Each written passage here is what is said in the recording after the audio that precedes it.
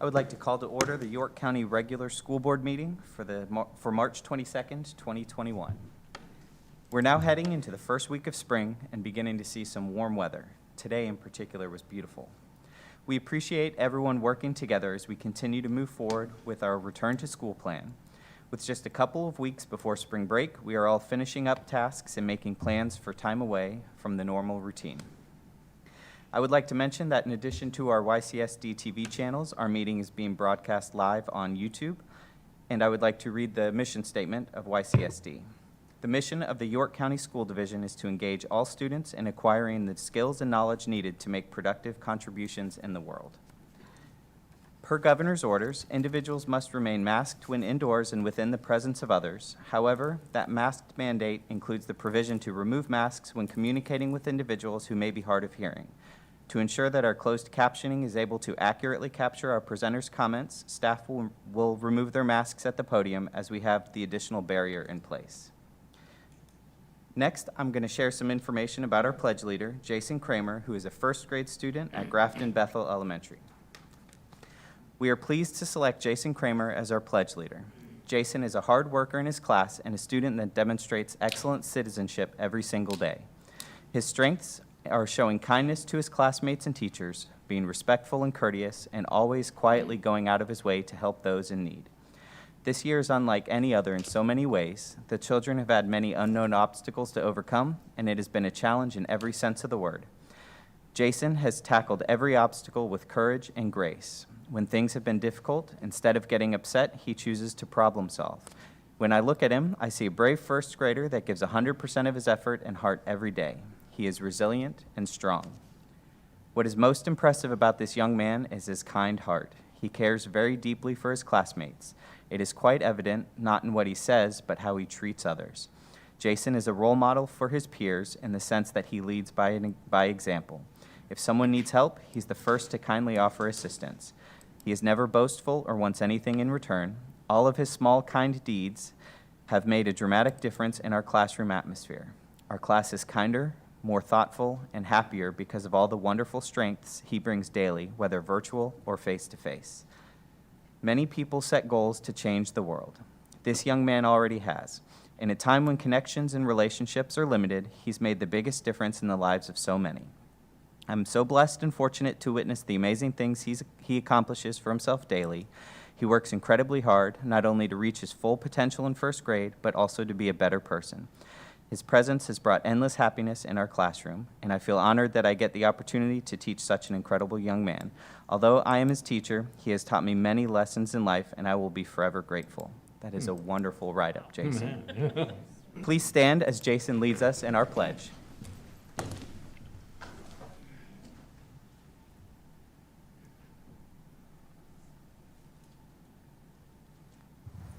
Hi, my name is Jason Kramer, and I am from Grafton Bethel. Please join me in the Pledge of Allegiance.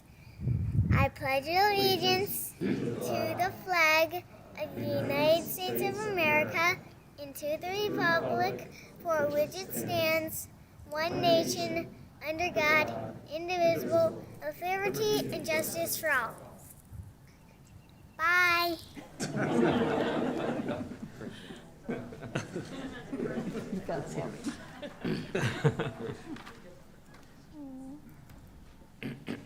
We're going to move on into our seniors of the month for their achievements. We're going to start with Bruton High School and Mr. Schaefer.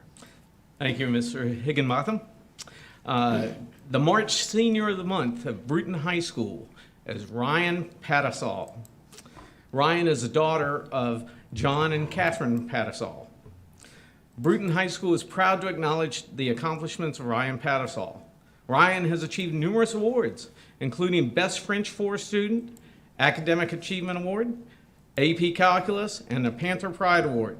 She is also earning academic high honors since the 9th grade. Ryan has participated in field hockey, tennis, and Moore Hill lacrosse. She's a member of the Model UN, Math Honor Society, Chemistry Honor Society, and the National Honor Society. She also serves as a Panther Achievement Leader, a mentor for 9th grade students. We look forward to Ryan's continued success as she attends college next fall to major in biomedical Engineering. Congratulations, Ryan.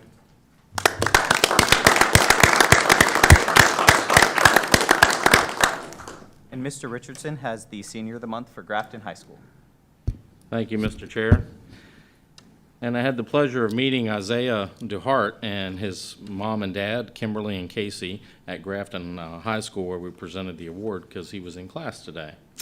So it is with immense pride and excitement that Grafton honors Isaiah Duhart as the Senior of the Month. During Isaiah's time at Grafton, he has utilized his time and abilities to become a self-disciplined, ambitious, and bright young man who fully embodies what it means to be a Clipper. Academically, Isaiah is one of Grafton's top students. He is set to graduate in the top 20% of his graduating class and has rightfully earned a solid 4.06 grade point average. Isaiah has always challenged himself and elected to take the more demanding path for his academics.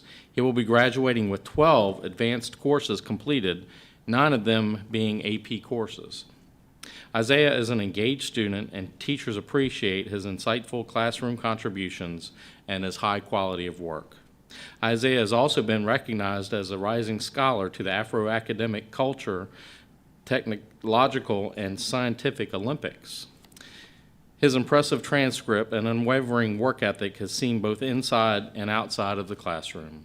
Isaiah is active in both sports and extracurricular activities, and he's a member of Grafton's basketball team, and you can see from his height, he towers over both his parents there. He's in the National Honor Society and volunteers with the Youth Volunteer Corps of Hampton Roads. Through these activities, Isaiah exemplifies the value of working with others, setting goals, and being reflective on his practices. Isaiah knows the importance of being balanced, multidimensional young man who can better both himself and those around him. Anytime you interact with Isaiah, he will greet you with a smile and a positive attitude. Teachers and coaches describe Isaiah as a student who is prompt, manages his time well, a quiet but natural group leader, smart, polite, creative, and genuine. We are proud to recognize Isaiah as Grafton's Senior of the Month for March. Congratulations.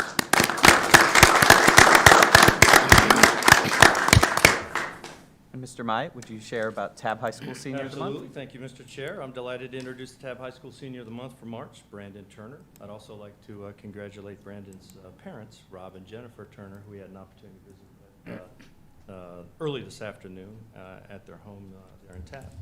Brandon has a love for life that exudes in his strong work ethic, treatment of others, and his involvement in our school and community. He can always be counted on to have a positive outlook on life and draws people in with his gregarious and inclusive personality. He is talented, empathetic, and intentional in everything he is committed to doing. Brandon is heavily involved at school through his participation in clubs, countless volunteer hours to promote TAB.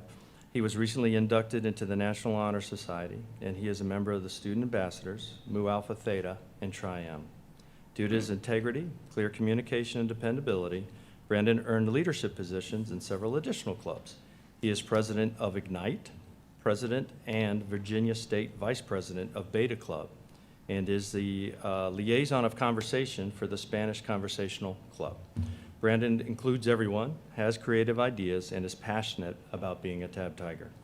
Brandon, along with several other student ambassadors and ROTC cadets, recently welcomed our 9th graders to the building by conducting tours of the school. His excitement about his school was contagious and welcoming, which helped everyone feel much better. Brandon is polite, respectful, and mature beyond his years. He is musically talented and volunteers time at his church and across other community events. His enthusiasm for life is apparent in his actions and how he treats others. It's with great pleasure that we recognize Brandon as Tab High School Senior of the Month. Again, congratulations, Brandon, and thank you for your leadership and wonderful personal example.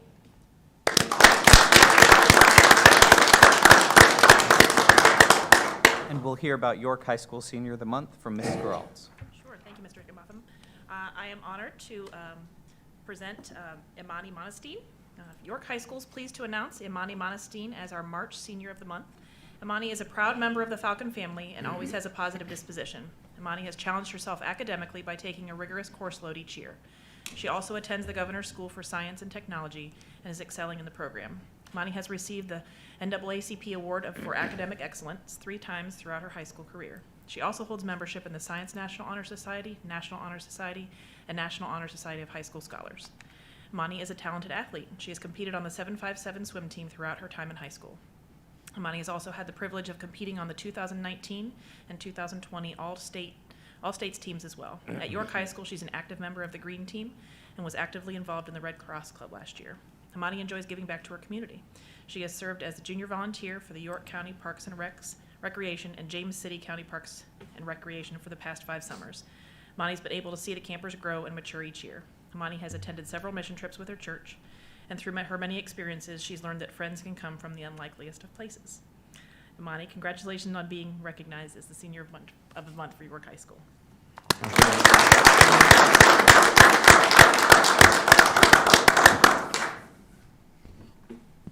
Up next, we have some volunteer awards, but due to limitations over the past year because of the pandemic, the board has not been able to recognize volunteers of the month.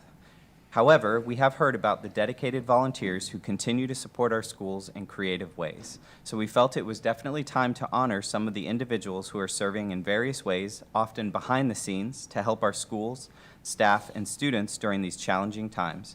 Tonight, we will recognize some outstanding elementary volunteers, and in April, we will recognize our secondary volunteers. One other note is that instead of having volunteers of the month, these are volunteers of the year, due to this being such a unique year. We will share just a few highlights about each person, but their entire narrative is located in board docs for everyone to read. We also have an award that they will be given over the next week by the building principal, and they'll also receive a write-up of their nomination form. So we will start with Bethel Manor, Mr. Myatt. Yeah, absolutely. Mrs. Brittany Martin, again from Bethel Manor, and her principal, the principal, submitted this write-up, and that's Mrs. Chrissy Wagner. Brittany Martin has been a tremendous asset to Bethel Manor for the past 4 years. She's always looking for creative ways to raise funds and support all students. Brittany has been a steady volunteer in various roles, such as PTA Spirit Night Coordinator, Spirit Store Coordinator, Library Aide, Popcorn Popper, and Friday Helpers. We are so grateful to have Brittany as a part of our Bethel Manor community, and of course, we thank her as well.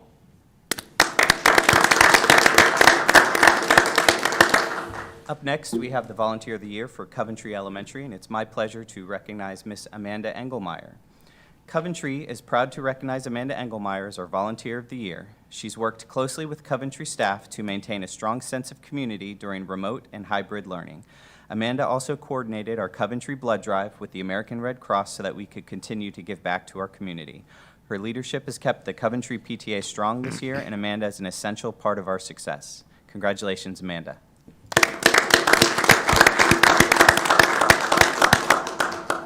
And next, Mr. Richardson, I believe you'll share about Dare Elementary. I will. Amber Weaver is the Volunteer of the Year for Dare Elementary School. She's a bright light who volunteers in a kind and thorough manner, often behind the scenes making wonderful things happen at Dare Elementary School. She brainstorms solutions to help with concerns to address family, student, and staff needs, including parking spot shortages at the school or ideas for alternate activities due to the pandemic. We are thankful to have Ms. Weaver as a dedicated, energetic volunteer. Congratulations.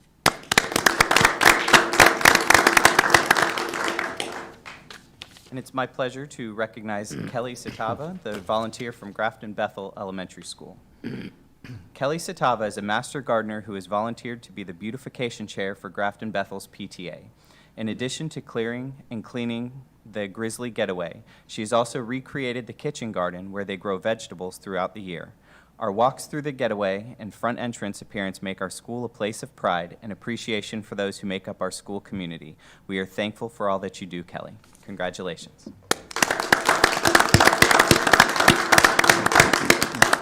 Mr. Schaefer, I believe you're going to share about Magruder Elementary. Yes. For Magruder Elementary, the Volunteer of the Year is Raina Levine. Our Volunteer of the Year for Magruder is Raina Levine. She is currently in her 2nd year serving as a Magruder Elementary PTA president and is working on steps that will enable MES to be a PTA School of Excellence. Mrs. Levine wrote a grant to buy additional iPads for student use. We greatly appreciate her ability to keep our community engaged with fundraisers and activities. Thank you, Mrs. Levine, for being part of Team Magruder.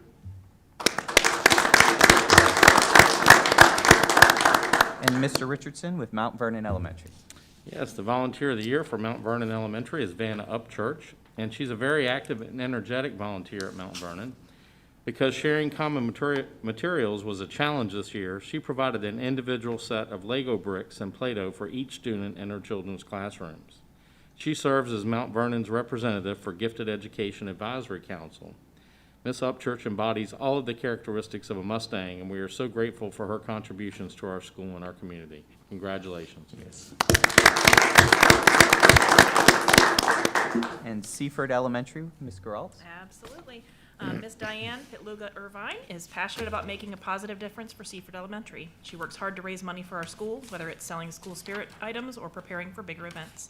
In the fall, she organized a scarecrow contest, which gave people throughout the school and the community reasons to laugh and smile. Ms. Pitluga Irvine is an exceptional volunteer who makes our school even better. Congratulations. Yes. Tab Elementary School with Mr. Myatt. Yes, we'd like to thank Scott Rutter of Next Level Church for his support and care to Tab Elementary staff this year. Scott and other volunteers rallied around their community school and provided support when our staff needed it most. As part of the Tab initiative to support students' love of reading, he established a book drive within their organization for Tab Elementary teachers to receive new books for read aloud within their classrooms. Volunteers such as Scott help the YCSD and Tab be places where together everyone succeeds.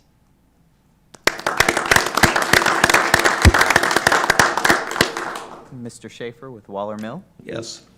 Waller Mill Elementary Volunteer of the Year is Megan Koser. Megan Koser is a kind of volunteer that every school dreams about. She not only volunteers in the light for all to see in her role as president of our PTA, but she also volunteers privately for our school and staff. Megan's love and kindness for the staff of Waller Mill is ever present. Through her work with organizing and providing amazing lunches and hospitality items for all staff members. Thank you, Mrs. Koser, for all that you do. Congratulations. And last but certainly not least is Yorktown Elementary School, Ms. Geralt. Yes, absolutely. Yorktown Elementary is pleased to recognize Ms. Shannon Tabor as the Volunteer of the Year. During this challenging year with school closure, she has presented a number of creative solutions to keep the PTA and parents actively involved in our school. She's distributed spiritware to students and stocked the teachers' lounge with snacks to fuel our staff during this challenging year. Shannon is an integral and key member of the Falcon family. Congratulations, Shannon.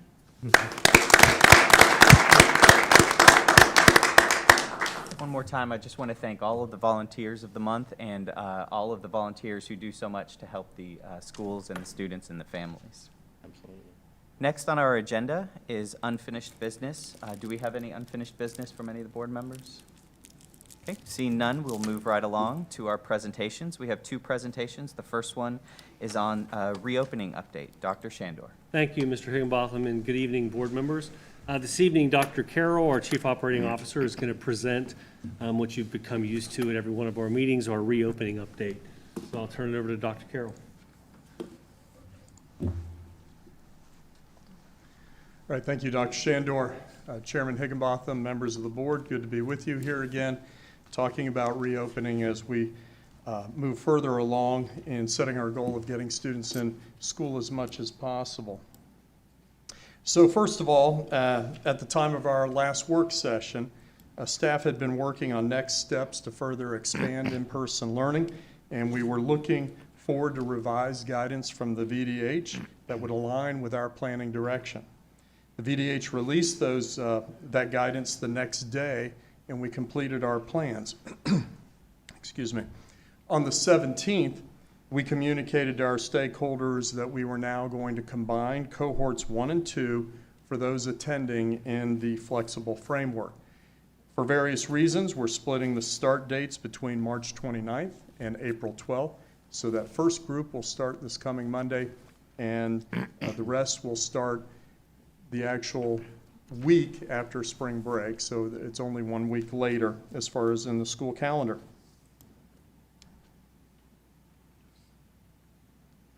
As I shared in the last meeting, the goal had always been to get back to return students to in-person learning in a safe manner. We were unable to provide operational integrity before March 1st, and we didn't receive the guidance from VDH that would allow us to do that, and that would align with our planning until the 9th. And in the meantime, we continue to prepare while making adjustments to our mitigation activities, both for the purposes of maintaining safety, but also so that it'll allow our teachers flexibility for better in-person instruction. So the points that you see here as far as key considerations are exactly what I shared with you last meeting. Before moving on, I'd like to share with you the latest local health metrics that have been shared with us. VDH is now only sharing school metrics once per week, and the last one that we received was March 13th, and so we're waiting for more.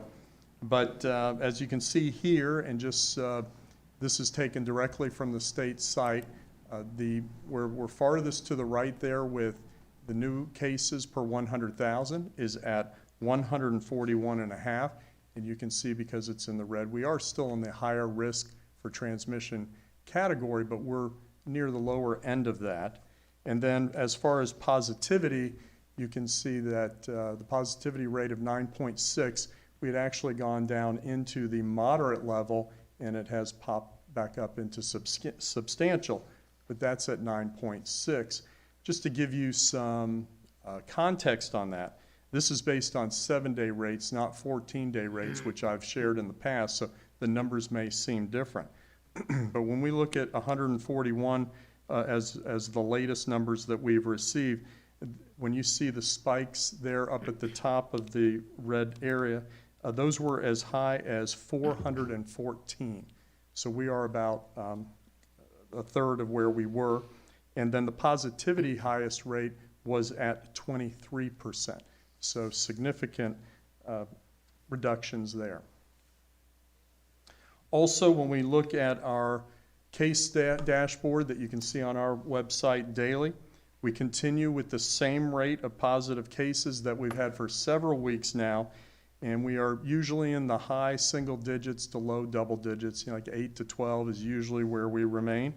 And as I said, that's been going on a long time now, despite the fact that we had added grades to our 2-day hybrid. So we were introducing new students to the system, yet we're just kind of staying flat. There was some minor fluctuation.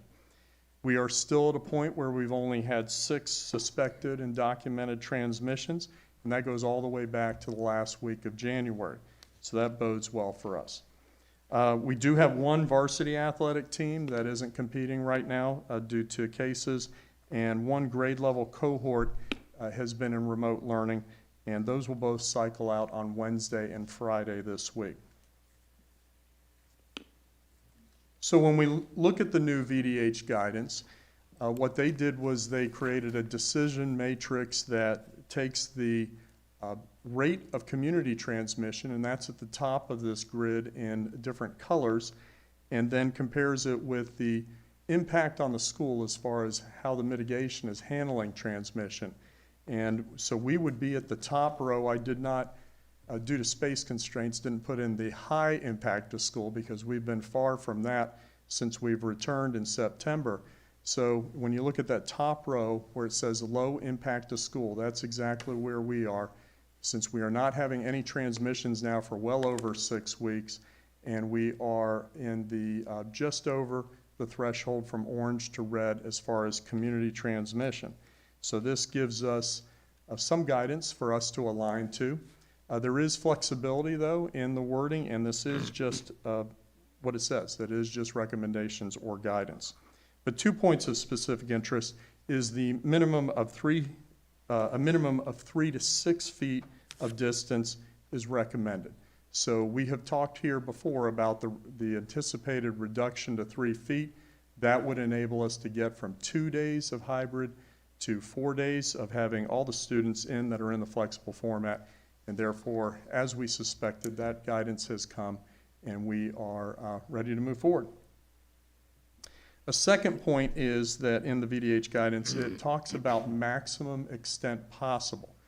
And so Open to the maximum extent possible means open to as many students as possible with mitigation strategies in place, including minimum distancing, universal masking, cleaning, hand hygiene, and other strategies in place as recommended. So we continue to look at that. We will be monitoring it as we have been, and we're just going to be introducing more students into the environment. Now, this is going to create new realities for us, and one of the first things is we are looking at our mitigation protocols. We have communicated with our principals, and we want to do two things. First, we want to put some things in place that offsets that reduction in student space, but we also want to give the teachers some flexibility so that they can engage in the classroom a little better. One of the things that's been long-standing is we have all the desks going in the same direction. And we now know that even at 6 feet, that was probably a little bit of overkill. Now we know we can go to 3 feet, and there's nothing there in the guidance that says that they can't face each other. You do that, now you can start to pod the desks a little closer, which is usually a strategy we use so we can open up some space in the classroom so that you don't have, first of all, so you don't have everybody in rows, and they can now collaborate, but it also gains space in the classroom. So that's something that we are doing. A point of confusion that we've all kind of dealt with as we work through this, and but I want to encourage everybody to listen here because it can be kind of confusing.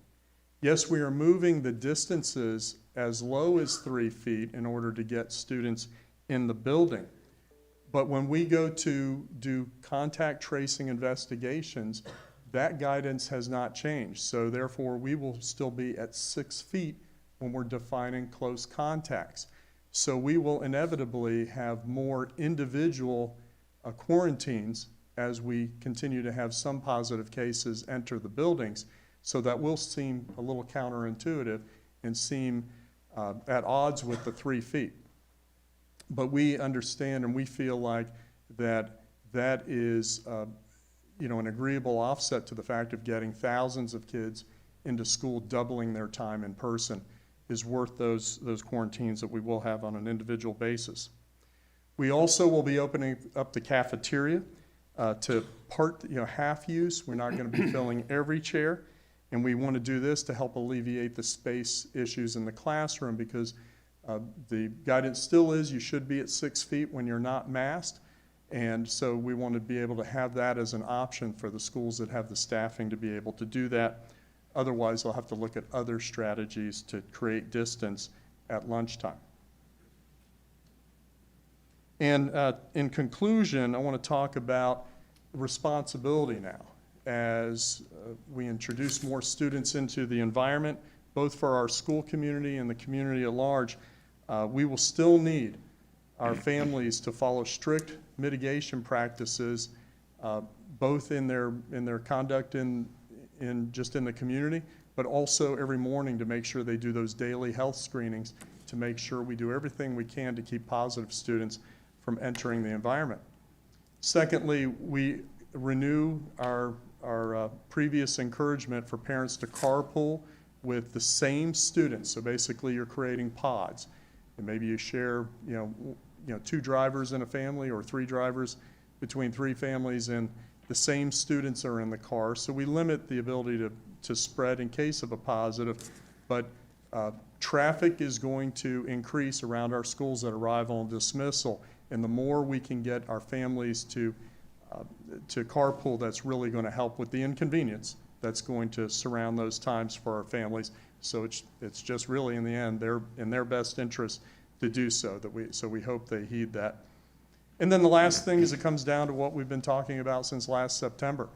You wear a mask, you wash your hands, you stay home when you're sick, and we continue to ask that of the entire community so that as community transmission reduces, then we have less cases, positive cases, and that will help us to continue our march towards a full reopening. And with that, that concludes my report, and I welcome any questions you might have. Don't look at me. Are you still doing audits, going into the schools and doing audits of these mitigating strategies, correct? Somebody from operations is doing that on a regular basis? Yes, we have a team that goes pretty much every Friday. We've been to every school now. And now with, starting next Monday, or actually, no, we're doing some on this Friday. We'll be going and probably doing them at a quicker rate, especially in these initial weeks, so that we can make sure that we have the mitigations that we should, have dialogues with the principals, suggest any improvements. And along with that, in these next few weeks after we start, is we're going to be monitoring the cases as we have all year long. And if there's any adjustments that we need to make, if we have any transmissions in school, we'll be investigating each of those individually to see if we need to make some adjustments. We don't want the pendulum to swing too far one direction, and if we have to make some corrections at that point, then we'll be sure to do that also. Great. And I know next week when we start bringing more kids back, are we partnering with the Sheriff's Department in any Yes. way to help with transportation? I know Yes, we've gotten a couple calls we've about that. already met with them, and we had a very long meeting talking about every elementary school site and a couple of the middle schools that we thought would be more problematic. They're going to be assisting us. We're still working the details of that out. And then we're also going to be appealing to the communities to help us out. And we're also looking at the arrival and dismissal practices of each of the schools also to see if there's just some tweaking we can do to make things a little more efficient. Where we have room, we'll have double lines, but we also want to make sure that we keep safety in the parking lot also. Great, thank you so much. I know in addition to transportation, there were challenges with food service, but it sounds like hiring has taken hold and they're going to have the staffing. Yes, the it's next better. We have been assured that we will be able to do this, and we have had some increase in staffing. The biggest issue now is the quality of the variety of the menu and the, hot food versus cold food, so that the more we have brought on staff, then the better quality we'll have of the food product we'll be delivering for the students. Okay, all right, thank you. And Dr. Carroll, we are at full vaccination status for all teachers and staff of those that wanted to get it, correct? Yes, we're pretty much out of the vaccination business. We're pretty much just helping out if there's any new employees and facilitating that option. But right now, everybody who's asked for one is either completed or is in the pipeline. And I think we're at like less than 20 that are waiting for their second dose. Okay. And now that we're opening the cafeterias for lunch, is that going to remove like half of a classroom, a teacher's classroom, for that lunch period, or is it going to vary by school based on size of the cafeteria and It's class? going to vary by school. It's also going to vary by classrooms. There may be some classrooms that are struggling with the distance requirements a little more than others, so we'll be leaving that up as a site-based decision about how many they send over to the cafeteria. Okay. And they maintain the 6 feet of distance in the cafeteria? It's going to be correct? closer to probably 4 feet, Okay. but we also have the ability to shield. And we do have one school that was eating at 5 feet since January. Okay. And we've had 0 transmission in that environment. So Okay. we feel a little more comfortable closer to the 4 feet. The shielding will help, but we also feel a little more comfortable since that was middle schoolers, not elementary students. Any other questions? Just a comment. Thank you, Dr. Carroll. Great presentation, obviously very informative. I think it's important that we remind our community and all of our families that spring break's coming up. I know that everyone's excited about that, including all of our teachers and staff. However, we do have to make sure that that we're responsible while we're on our break, that we're wearing a mask, that we're washing our hands, that we are maintaining distance wherever people travel and whatnot. We plan on coming back to school on that Monday, April 12th. We're not going to take any extra days to do contact tracing, et cetera, like we did earlier with Thanksgiving and the Christmas break, basically because of where we are with the vaccination process, et cetera. So, but I just want to remind our community, please help us, support us, so that we can continue the process of bringing our kids back to schools by wearing a mask, washing your hands, and maintaining that social distance wherever you travel. Thank you. Thank you very much, Dr. Carroll, for that update. Our next presentation is a calendar update. Dr. Shandor? Thank you, Mr. Higginbotham. Board members, we're going to bring up Dr. Aaron Butler, who is going to present some information really as a follow-up for the calendar update. I'll turn it over to Dr. Butler. He's going to share a little bit about the feedback that we received as well from our community and staff members. Dr. Butler? Thank you. Mr. Chairman, members of the board, and Dr. Shandor, thank you for this opportunity to provide an update on the 2020-2021 calendar and feedback for the 21-22 school calendar proposal. With the pending transition to 4 days of in-person instruction, the following calendar updates and adjustments have been made to align with the revised instructional model. As you look at the diagram, you'll see that there are 2 early release days, April the 2nd and May the 7th. Those will remain early release days because the April the 2nd event is prior to the closing of the 3rd marking period, and the May 7th is the last day before the interim report card preparation window. There is one holiday for students and staff, and that is on Memorial Day holiday, which is May the 31st. And during that week, because that is a shorter week, that will be 4 full instructional days, and we will not have a student support / independent learning day that week. And then finally, for the last week of school, for June the 16th and 17th, those are both early release days before the last day of school. And because that is a 4-day instructional week, there will also be no student support or independent learning day on that particular week. I do have an update for graduation.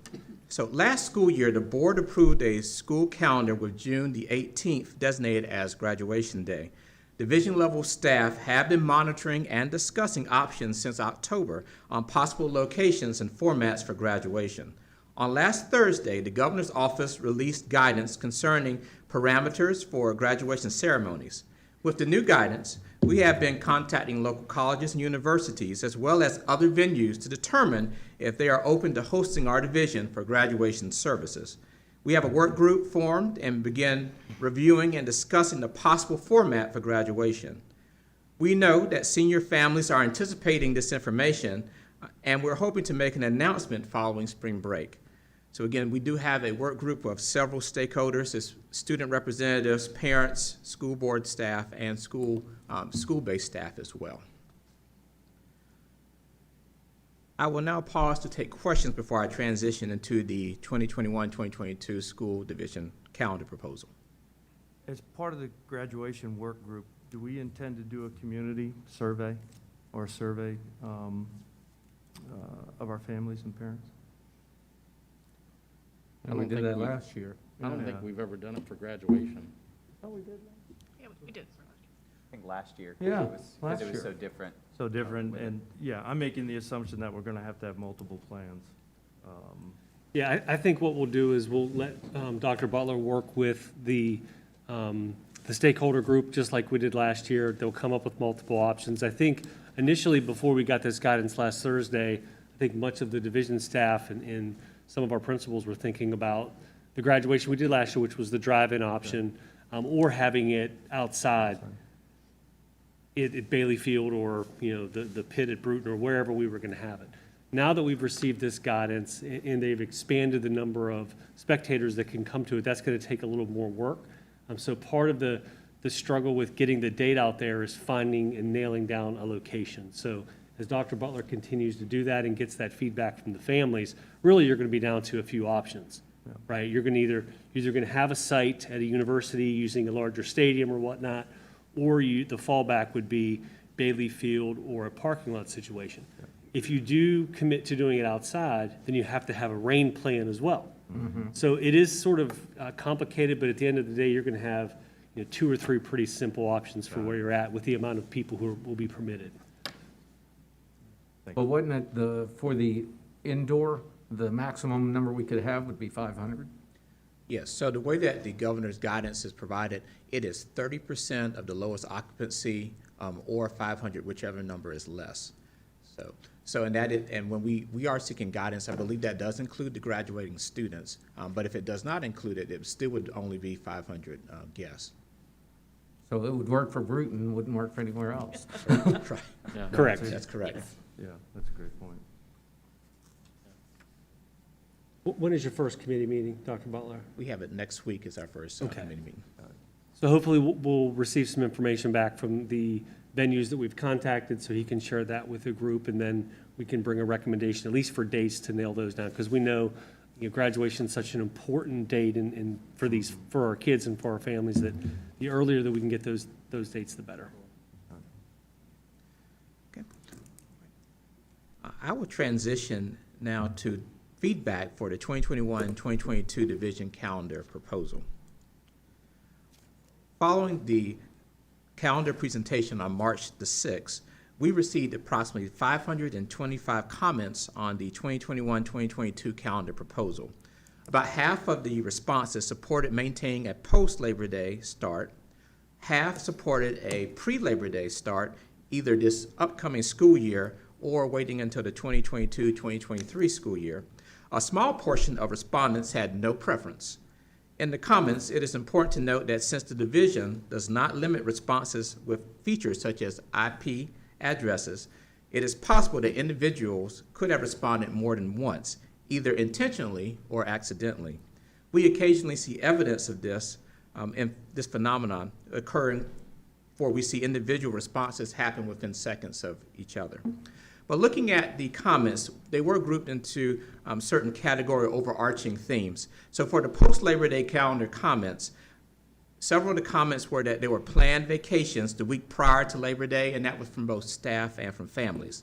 There was a concern that it would shorten the summer break for students.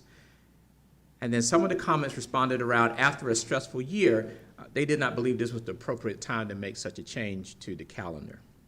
When we look at the pre-Labor Day calendar comments, several of the comments said that this better aligned the instructional timelines with school systems across the country, particularly for students in AP classes, in the IB program, or in some of our more specialized programs. Many thought because of the pandemic and different factors, this was the best time to make a change, to move away to an earlier start. And then finally, several families thought that continuing the process of starting 2 weeks before Labor Day was important. We have been discussing this for the last 2 years with the calendar committee after the legislature allowed us to start 14 calendar days before Labor Day. And so that was, again, there was half for post and a half for pre-Labor Day. As I shared previously, the committee was comprised of various stakeholders from across the division, and they include representatives from all the school zones and all the school levels. The committee is recommending a pre-Labor Day calendar, primarily because it maximizes instructional opportunities to address COVID-19 learning slide by providing diagnostic testing and teacher-generated testing to assess students and provide some instructional planning for the rest of the year. It does increase instructional alignment for students in AP, IB, and special programs. It increases instructional time alignment in SOL-based classes that have testing in both March and also in May.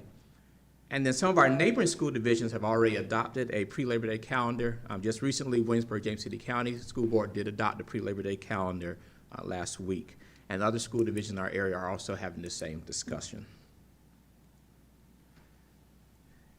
It has always been our division's goal to have all students present on the first day of school in order to lay a strong foundation for a successful school year. This year, we will have the opportunity to obtain valuable pre-instructional information through diagnostic and teacher-generated assessments to aid staff with instructional planning. We know a few families have already reserved and scheduled accommodations for family vacations the week prior to Labor Day.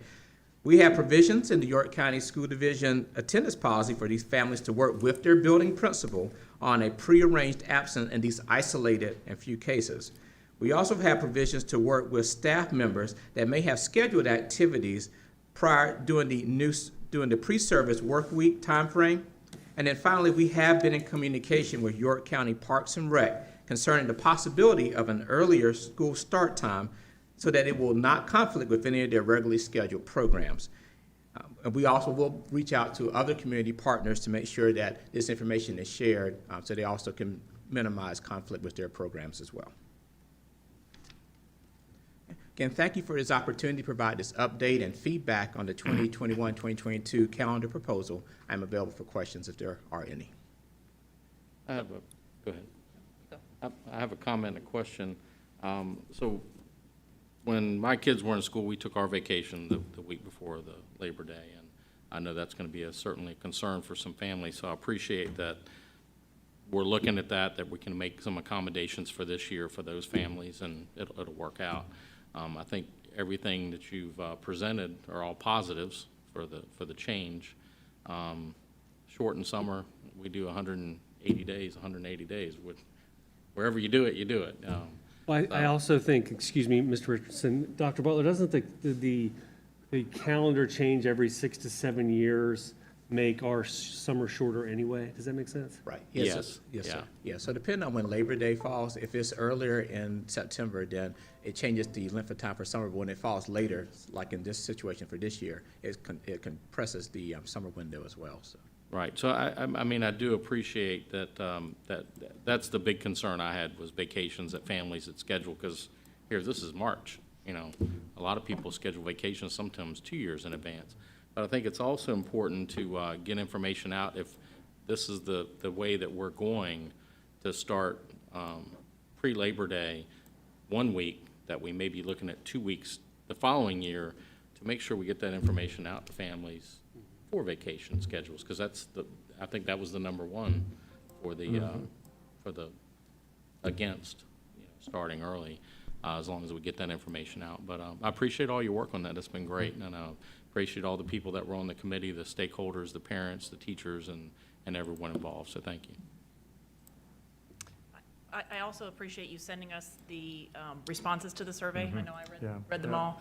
What I was shocked by was the number of responses that we had. It was so small. And so in my mind, if you've got 12,000 students and you have 2 adults in the home, we should have had 36,000 plus your staff. So I always say when somebody doesn't do a survey, I don't know whether that means that they don't care what happens. So I was shocked that we had such a small number. But I do appreciate the fact that you sent us those responses so we could read through and kind of understand where people were going. So thank you. Yeah, we mentioned families, but you did mention to accommodating the staff. That's going to be critical, because I know that we've got staff that perhaps in this short window will need accommodations and further exceptions. So that's good news too. I was a little bit surprised by 50-50, but as Mr. Richardson said, we can continue to message, particularly moving more aggressively, as much as 2 weeks perhaps in 22 and 23. So, thank you. Yes, the only issue that I had was that I would have liked to have seen the survey happen before we heard anything from the committee on March 6th. If that could have been conducted, because then they could have taken the community's thoughts into it, their recommendation as well. That's good feedback. Thank you. Thank you, Mr. Schaefer. So if other school divisions, neighboring school divisions that we share programs and facilities with, like New Horizons, for instance, if they're not doing a pre-Labor Day start, how would that affect the students who use those facilities and programs? So we've been in communication with all the different neighboring school divisions, and I usually meet with them every month.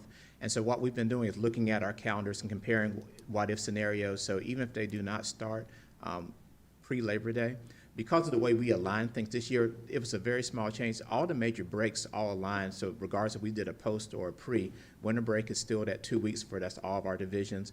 We still switch over to the second semester almost around that same exact time. And then spring break is still the first full week in April. So there actually would not be any detriment to our students. They actually would start a few days earlier, but then they would be starting their first day at the same first day as other students in New Horizons if those divisions start post-Labor Day.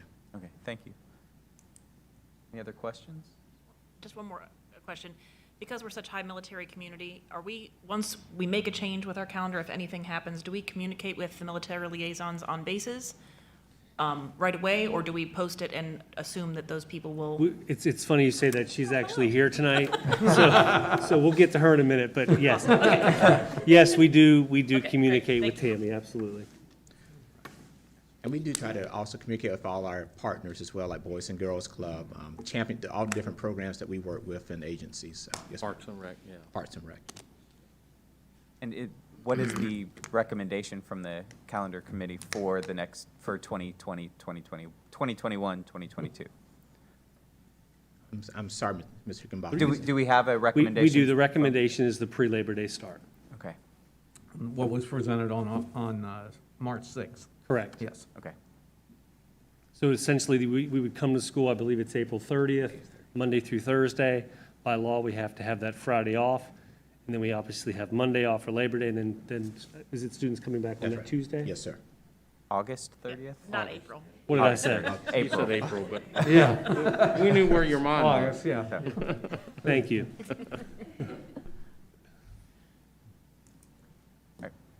Thank you very much for the calendar update. Thank you, Dr. Butler. Next, we move to public participation at board meetings. And before I open up the public comments, I would like to share a few remarks. The school board provides a public comment period for the public to comment on topics germane to the business of the school board. The school board expects that each speaker will be courteous, modeling for our students how one can respectfully disagree with others' views.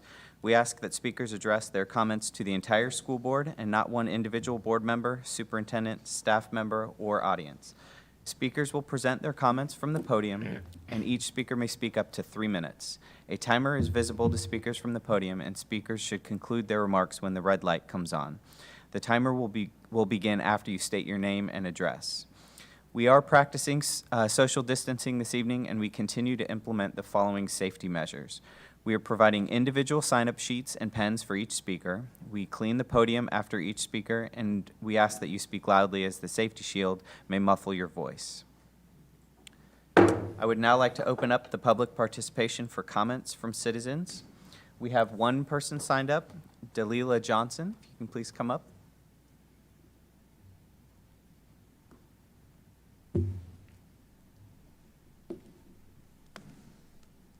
Dalila Johnson, 216 Ashton Drive.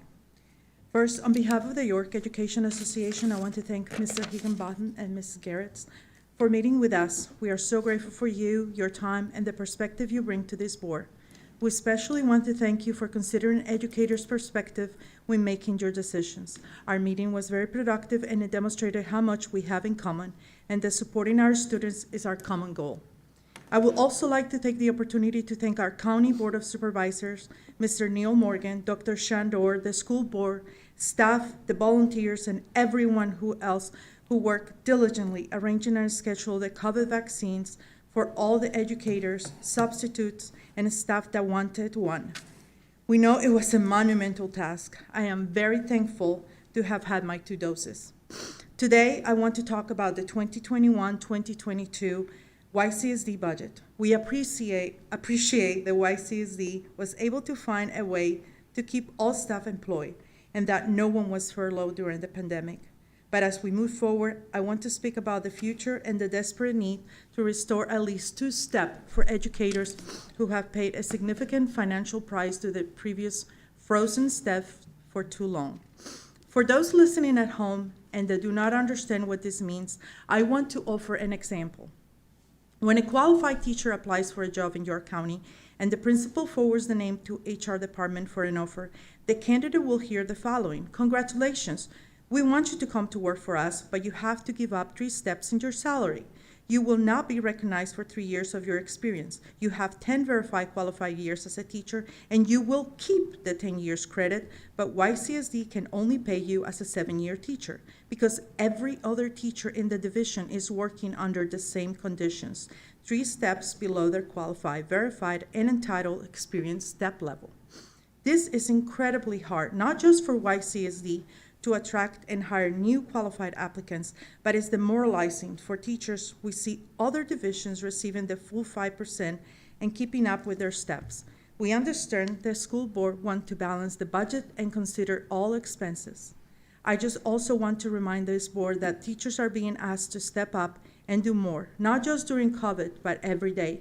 We have found a way to learn Canvas, Teams, Mastery Connect, and everything in between. Teach hybrid, switch overnight to virtual, give up our lunches, classrooms, etc. Our students are and will always be our first priority. So I ask the board to also find a way to provide teachers with the overdue restore steps and in doing so, bring us closer to the experience step we qualified and worked for. This is not just the right and moral thing to do, but it will also tell our students that the school board values them enough to give them the very best. Thank you so much for the opportunity. Thank you very much, Ms. 3 Johnson. seconds.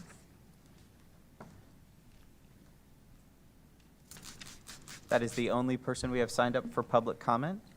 So I will close our public participation of comments for citizens at this time.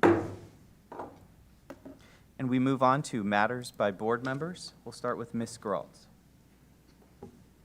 Thank you, Mr. Higginbotham. I was very grateful that the weather was beautiful today when we got to go visit our seniors of the month, and they said they were so grateful that we came out and did that, but I'm like, no, this is a gift for us. It's something we get to do. It's just great joy, just watching these families just beam with pride as their students get honored. So I'm grateful that we're doing that, and I hope that even after COVID, we can carry out some of these great things that we're implementing. I'm also grateful that we're honoring our amazing volunteers. I know that the volunteers are still doing all the amazing things they did. They've also had to pivot and figure out how to support our schools, so I'm grateful that we're finding a way to do that, even in these crazy times. I'm also grateful to have spent some time in Miss Andrews' class last week, kindergarten. I was there virtually, and I smiled for 45 minutes. I mean, I'm just in awe of the kids and how they've adapted. I'm in awe of how our teachers have adapted, and just the encouragement and the engagement and everything that was going on. I just think it's really important for us to continue to be able to witness that. I know it filled my bucket, as Ms. Andrews would say, so I'm just really grateful. And again, as we continue to move forward and get back to some sense of normalcy, I know one of the things I've learned as a board member over this past year is that you can't make everybody happy with every vote. And so really what you have to do is do your due diligence, ask hard questions, do your research, and then ultimately just rely on the integrity that you have and your focus being on the well-being of our students. So I do want to let the community know that we understand that we can't make everybody happy, but we're doing our very best. So thank you, Mr. Higginbotham. Thank you very much. Next, we'll move on to Mr. Meyer. Absolutely. Just a quick note, my own personal observations, but just as importantly, recently in the last several weeks, I continue to receive very, very positive feedback from staff and several teachers in regard to the flexibility and the patience of our students, and more importantly, our students' ability to adhere to those mitigation strategies that, again, allow us to bring additional students to school, whether it's in the building or at athletic events. I've had, again, the opportunity to observe, and I'm very thankful for that. We'll need to continue that, obviously, that diligence through the rest of, or the remainder of the year, but I wanted to make mention of that. Ms. Geraltz also made mention of Volunteers of the Year being so critical to supporting our teachers and staff by building. So again, very thankful, and just wanted to make mention of some of the feedback I've gotten just recently, again, from teachers and staff. And Mr. Schaefer. Yes. Yes, I'd like to also recognize that the community has been very, very receptive to kids going back to school, that the teachers have been very receptive, both in the community and the teachers that I've spoken to. All the staff are excited to have the kids in the building 4 days a week. And not only that, but the stories that I hear of kids being successful because of their teachers that are working with them. And in a normal year, you expect to hear those stories, but I'm hearing them even more this year because it means so much to the kids, to the parents, of the work that the teachers are doing to teach their children. I'd also like to invite everyone to watch the SOA Literary Arts Cafe. It's online, April the 1st, and they have done a wonderful job all year in each one of their productions. And I have no doubt that this one's going to be awesome as well.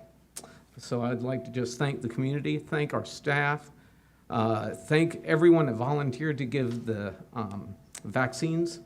I mean, I saw all kinds of school division personnel working each time I went, and it just warms my heart to see our community come together the way it has. Thank you. Thank you very much, Mr. Schaefer. Mr. Richardson. Thank you, Mr. Chair. I'd just like to mention, Ms. Gerald's, if you were in Whitney Andrews' class, she is over the top and energetic, let me tell you. She's a good friend of my daughter's, so I've known her for years. And I don't think, sometimes she takes a breath when she's I don't think talking she to did those kids. But she has it down pat in there, and I was able to read virtually with the kids this year. And last year, I've read the last few years, she's been back at Seaford. So she's a great teacher. All of our teachers are great, so we've got a great group of teachers and administrators here in York County. So I did appreciate going to the senior visits today. I always enjoy doing that, like all the board members do. It's such a great time. I did have a WHRO meeting this past week, and it was on Wednesday. It's virtual. But we were able to share our Return to Learn plan and plans and what we've done and how we started. And I was excited to be able to say that we've had some kids in the building since September, that we're planning on having all of our grades in by after spring break, 4 days a week. Not like some other areas around us, unfortunately. They're catching up. They'll be there too. But I was proud to be able to say that what we're doing at that meeting. So just want to say I'm looking forward to spring break, just like Dr. Shandor I know is. He was already talking about it when he was talking about August. So, but that's all I had. Thank you. Thank you. I had the opportunity to participate in a couple different meetings or events this month. The GIAC has a meeting tomorrow that I'm looking forward to participating in. They've had to do a lot of work with sort of rewriting some of their bylaws this year. I just want to commend them for their hard work and the effort that they're putting into that. To reiterate the information about the Seniors of the Month visits, those are always a highlight, each month to go to, and to be able to recognize the Volunteers of the Year at today's meeting is nice. It's a nice change from a lot of the other things that we tend to do. I participated, this was a new one, but I was invited last week to participate in a virtual meeting with Senator Warner about how the American Rescue Plan affects funding and budgeting for both local and state budgets at those levels. And it was eye-opening to hear, sort of how that funding is going to come down to the different areas in Virginia and some of the ways the money's calculated to go to each school division. And I was able to ask a couple questions and get some information. I'd be happy to share that with any of the board members. Just give me a call or email about it. But it was a nice time. It was a meeting over Zoom with a bunch of other school board members. There were some local politicians, some mayors as well from the Hampton Roads area, both on the peninsula side and south side. And then today, I actually got to read for Miss Perkins' classroom at Coventry Elementary School, a second grade classroom. She calls her class the Perky Pupils. I've known a lot of teachers in my time, and Miss Perkins is, like you were saying, about another teacher not taking a breath. I don't think there's any pause in anything that Miss Perkins does. But it was just so nice to do it virtually. We still can't read. We weren't going in person to read for Read Across America, but it was nice to do it through Microsoft Teams to the class and to hear a couple of the students' voices, and they were saying hello and laughing or talking about something that was going on in the book. So it was a really nice experience to be able to continue to do that. And I also did a Flipgrid video for Read Across America. That's up there for any teacher that wants to use that. But I'm looking forward to having a short break coming up for spring break. I wish that everyone in the community has a nice, safe and relaxing and responsible time. And then we come back, on April 12th, and we're nice and strong, and we finish through this last marking period in a wonderful, positive manner. So that's what we have for our matters by board members. So we will move on to the next thing in our budget. We go to financial matters, and I'll ask Mr. Richardson to discuss the financial matters at this time. All right, thank you, Mr. Chair. And next we have consideration of approval of claims for certified payment, and these are significant expenditures for February. And this is payments related to instruction that totaled approximately $349,000. The most significant of those were New Horizons, $129,800 for tuition, Five Ponds Press, $128,400 for social studies textbooks for middle school history and social studies textbooks. The next big ticket item was NWEA for MAP testing, which is measure of academic performance and growth testing. We also had Pearson Education for $10,900. That's an exam that's commonly given to entrance exam for the school's gifted programs. Next, we have payments related to IT totaling approximately $157,000 and include payments to Cox Communications for $36,700, Schick Communications for $59,300, and CDW for Veeam Cloud Management, which was $44,200, and Virginia Business Systems for $17,150 for copier services. Payments for operations totaled approximately $62,000 and included payments to Dominion Energy for electric services and Republic Service for solid waste disposal. Payments related to construction projects totaled approximately $87,000. Heartland Construction for the Grafton Complex, $18,900 for work there. RRMM Architects for design work at Seaford Elementary at $68,100. And payments to food service totaled approximately $325,000 and included payments to Sodexo and Tyson Foods. So consideration of approval of financial reports for significant changes relating to the operating budget.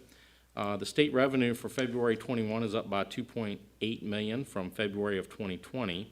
The increase is based on the Department of Education's projected enrollment for the 2020 and the 2021 school year. For expenditures, the instructional expenditures for February are up more than $2.6 million when compared to February of 2020, and this increase is due to the cost of maintaining virtual and hybrid instruction programs, which is as expected. So significant changes relating to food service budget. Local food service revenue through February is down more than $1.35 million when compared to last year, since students are not being charged for meals for this school year. However, federal revenue has increased by more than $2 million over the same period as a result of the USDA's decision to cover cost of all meals, and this trend will continue through the rest of this fiscal year. So consideration of approval of Resolution 21-13, a resolution authorizing a specific procurement, includes the following items. And the items listed are anything that has a value of more than $50,000, and there are 12 items on the resolution. RRMM Architects for Seaford Elementary construction documents, $400,000. RRMM Architects for Seaford, the A&E work, $79,000. A vendor to be determined for the Bruton Learning Commons and SOA is $560,000. Vendor to be determined, wireless upgrade for division-wide for the IT department, $540,000. Vendor to be determined for Microsoft licensing, $364,000. Vendor to be determined for biology textbook adoption, $155,000. Vendor to be determined for Grafton High School parapet and walk-through flashing repairs, $99,000. And then FLIR software support for 3 years, $57,000. Earth Science textbook adoption, $57,000. Grafton School Complex fire change order number 11 for $55,000. Physics textbook adoption for $53,100. And then USI Consulting Joint Healthcare Consulting Contract with York County. That's a consultant for our healthcare services, $27,600. Mr. Chairman, I now move to approve the financial matters as listed. We have a motion to approve the financial matters. Do we have a second? I'll second. Okay. Ms. Ford, if you can pull the board. Yes, the motion is made by Mr. Richardson and seconded by Mr. Schaefer to approve financial matters as listed. Board, you may cast your votes.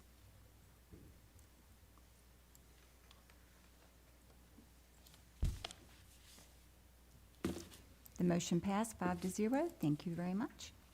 Thank you, Ms. Ford.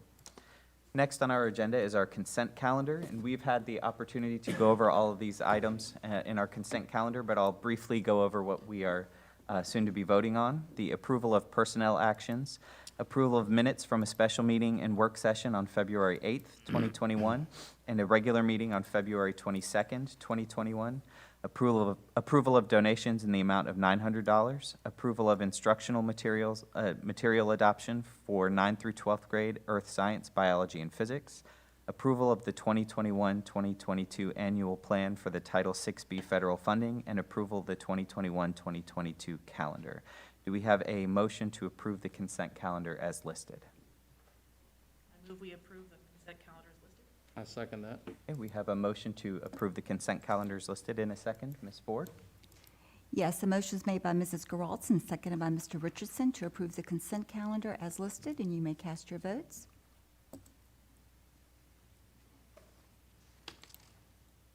The motion passed 5-0. Thank you very much. Thank you, Ms. Ford. We move on to some action items. We have 5 on our list here. We'll start with the consideration of approval of a proclamation for National Library Week, April 5th through 9th in 2021. Dr. Shandor. Thank you, Mr. Higginbotham. In recognition of our librarians and the tremendous work they do, school media specialists are trained professionals helping students, teachers, and parents by offering services and resources that support lifelong learning.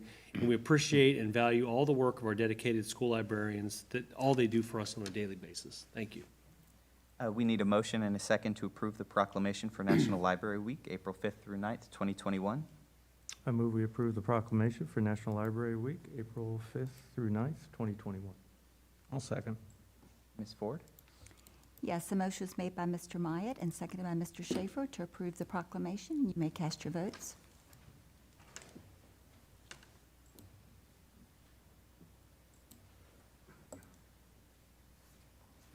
The motion passed 5-0. Thank you.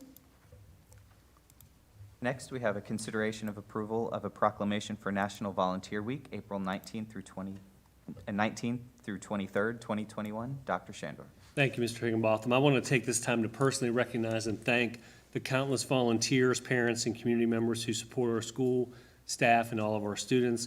Although this has been a very different year, and while we haven't officially had volunteers in the building, some have been behind the scenes and have found creative ways to assist and encourage staff and our students.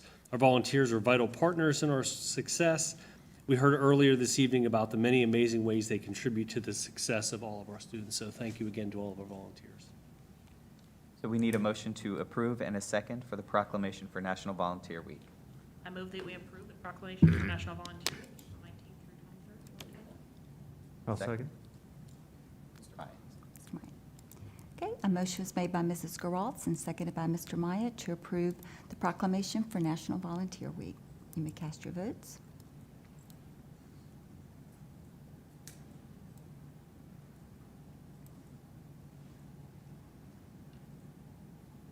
The motion passed 5-0. Thank you. Next, we have a consideration of approval for a proclamation for Administrative Professionals Week, April 19th through 23rd. Dr. Shandor. Thank you, Mr. Higginbotham. In recognition of our many administrative assistants that assist in our schools and offices, our administrative professionals are key frontline members of the school division, providing support to our teachers, parents, and students. They effectively utilize communication skills, prioritize and manage projects, and maintain a high level of professional achievement and responsibility. We appreciate all of our administrative professionals for their service and their dedication. Thank you. Okay. We need a motion and a second to approve the proclamation for Administrative Professionals Week. I move for the approval of a proclamation for Administrative Professionals Week, April 19th through the 23rd. The second? Second. Mr. Richardson? A motion was made by Mr. Schaefer and seconded by Mr. Richardson to approve the proclamation. You may cast your votes.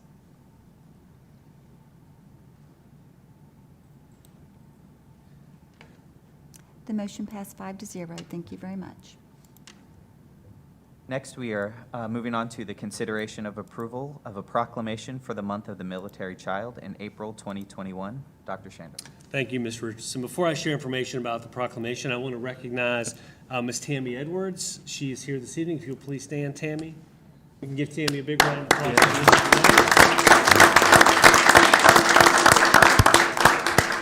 So Tammy is the Joint Base Langley Eustis School Liaison Staff, Liaison Officer for our school division.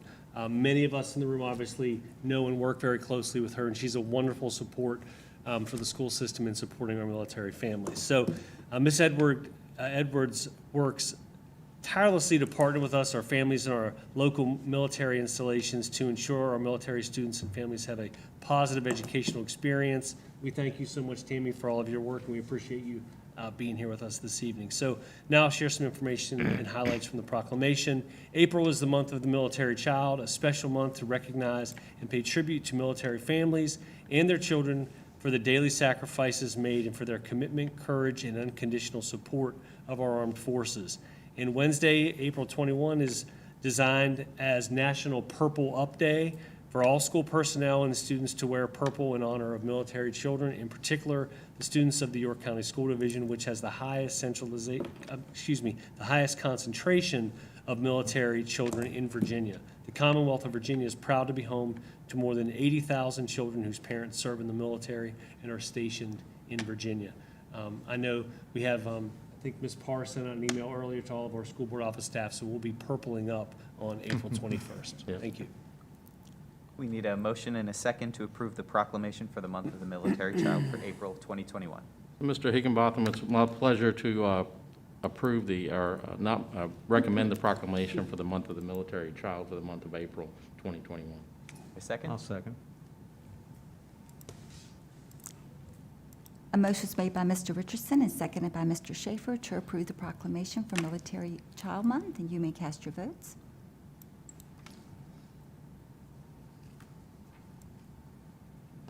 The motion passed 5-0. Thank you very much.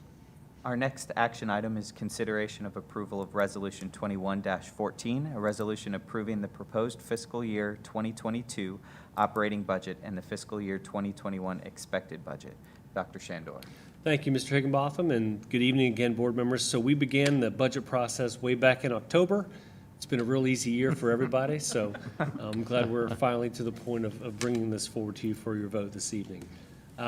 Back in October, with staff analyzing information and identifying cost reduction efforts, as well as identifying prioritized needs, we also had 2 virtual budget sessions in order to receive community feedback. We presented a preliminary budget outlook in December and updated the board with state and federal funding outlooks in January. In February, I presented the superintendent's proposed operating budget. And if you'll remember, this included a 2.5% raise for staff, added 4 mandated positions, 2 counselors, 1 media specialist, and 1 occupational therapist. Additionally, we added 1 network engineer and 1 grant coordinator position. The PREP program, if you remember, the post-retirement earnings program, we've had discussions with the board about as well, and increased health insurance by just at $1.5 million. So the board also held a public forum at the end of January and a public hearing at the end of February.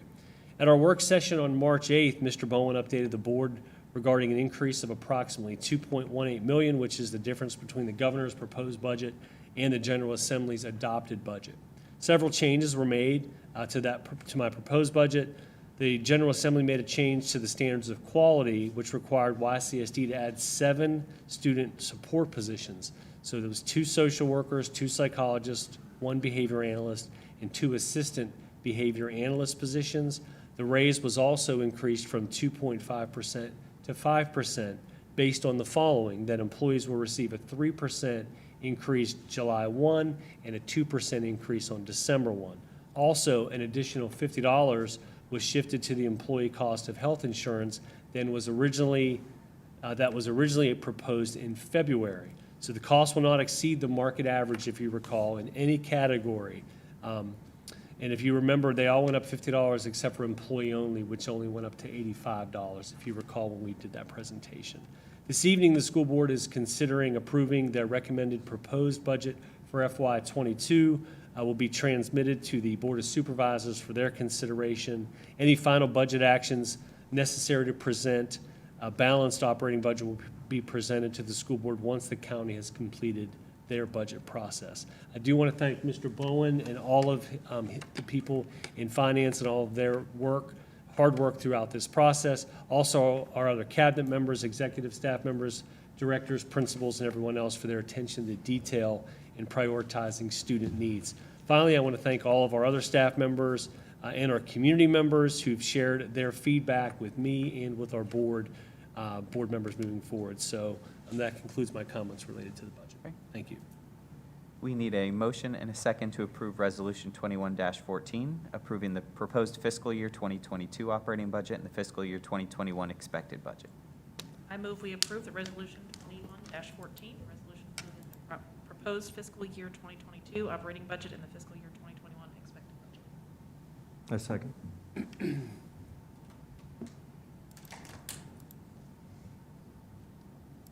A motion was made by Mrs. Geralds and seconded by Mr. Myatt to approve Resolution 2114, and you may cast your votes.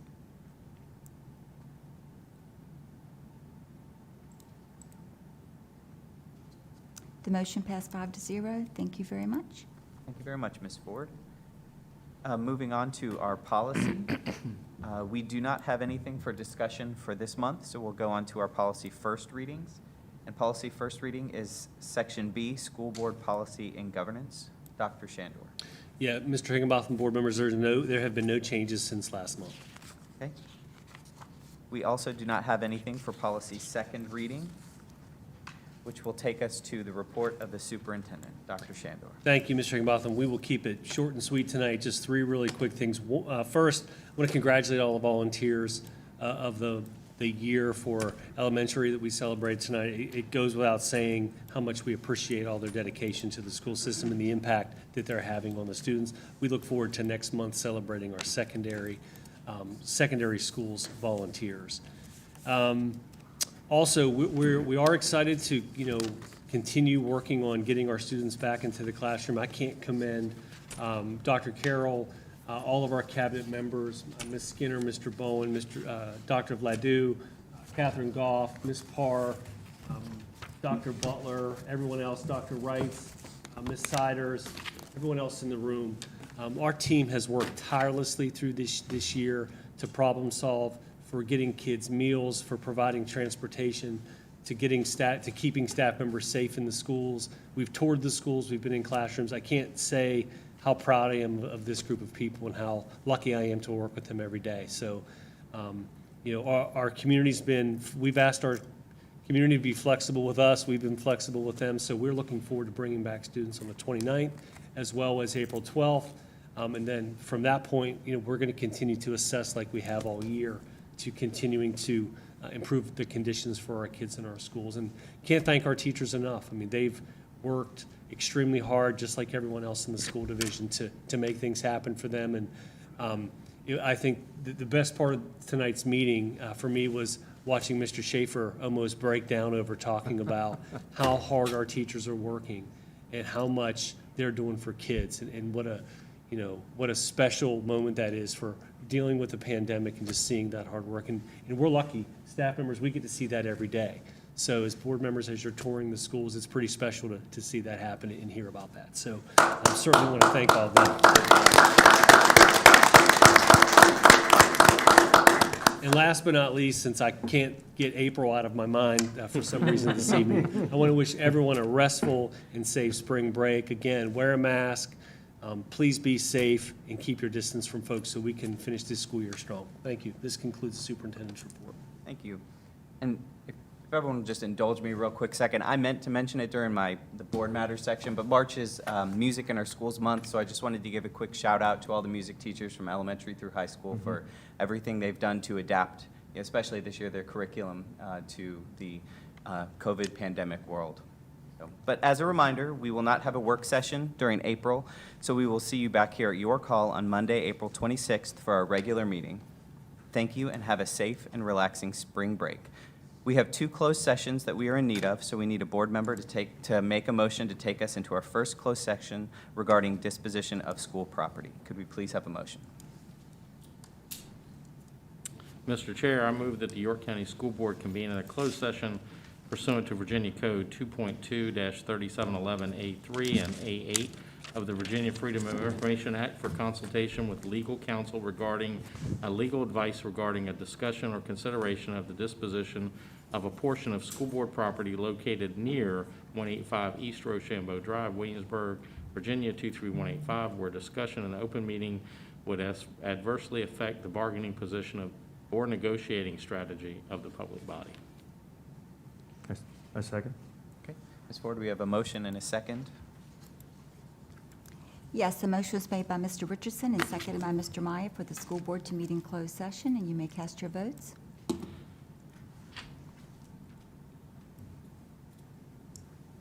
The motion passed 5-0. The board is now in closed session. Thank you. Thank you very much. Have a great evening.